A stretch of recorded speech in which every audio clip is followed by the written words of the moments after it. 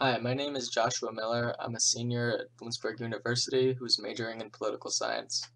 The topic I'm presenting is the rise of the next global superpower. This is an important and interesting topic to me because although we are currently only have one global superpower, America, the way the world is changing, that number may change sooner than we think. A quick outline of topics I'm going to cover. What is a superpower? Who has been a superpower? Who are the current superpowers? What attributes contribute to this status? And who will be the next superpower?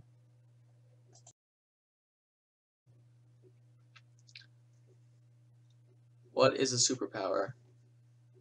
Dr. Alice Lyman Miller, a researcher who is known for her analysis of Chinese foreign policy and also worked for the CIA, defines a superpower as a country that has the capacity to project dominating power and influence anywhere in the world, and sometimes in more than one region at a time. Dr. Lyman measures superpower status along four axes: military, economic, political, and cultural. While military, economic, and political influences can be classified as a strong power, cultural influence is classified as a soft power. Soft power is defined by Joseph Nye, who is the former Assistant Director of Defense for International Security Affairs, as shaping another country's decisions through appeal and attraction.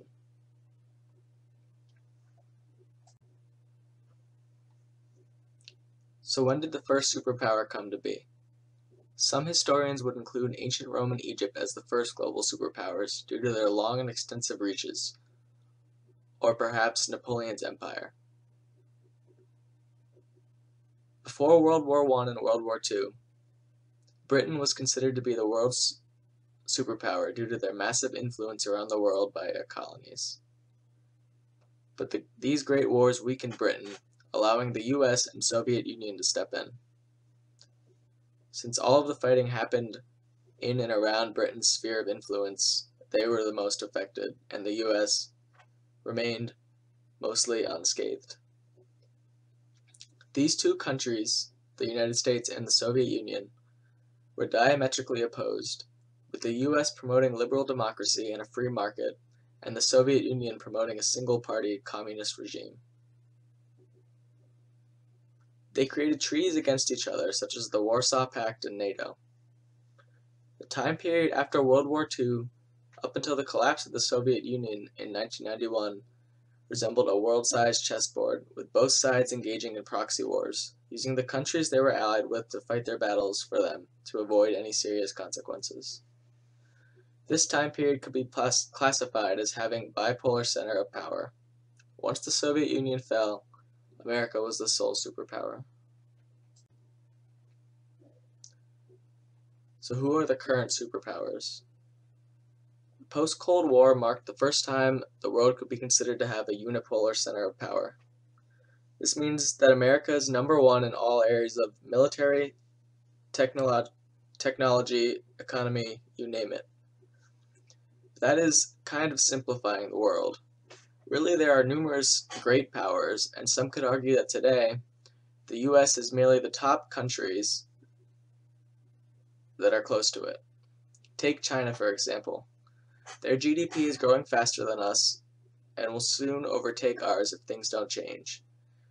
The European Union is also considered a great power, along with Russia and India. All of these countries, including the United States, are interconnected due to the rise of globalization of the world, making them all depend on each other. Without these great powers' cooperation, America could not hold on to its superpower status. What attributes contribute to this status? Gross domestic product is a large indicator of status.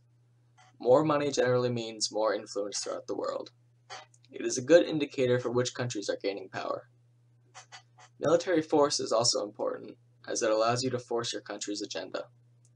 Population and resources also contribute to the GDP. So who will be the next superpower? When it comes to land size, population, economic growth, China has America beat. they're slowly making a comeback from the late 19th century, when the US overtook its title of largest economy in the world, which it held for about 2,000 years prior. China is currently the US's largest import market, as well as America's largest source of loans to cover their massive debt. Capitalism has thrived in this country, creating more wealth per capita. They do have problems such as overpopulation, especially in cities, as well as their strict communistic style government, but they are making strides in the right direction. They are embracing the rise of globalism, making treaties left and right. With their recent inclusion in the Trans-Pacific Partnership, they are taking one more step to become a superpower on par with America. Since we are not joining the TPP, this leaves us out of many deals that will be made. Since our current administration is taking steps towards a more isolated America, we begin to lose relationships. China and other countries are more than happy to swoop in and build these relationships with other countries. I believe if America continues to isolate themselves on the world stage in an effort to put America first, we will find ourselves not alone in our category of superpower, and perhaps in 15 years, unless we change, China may join us.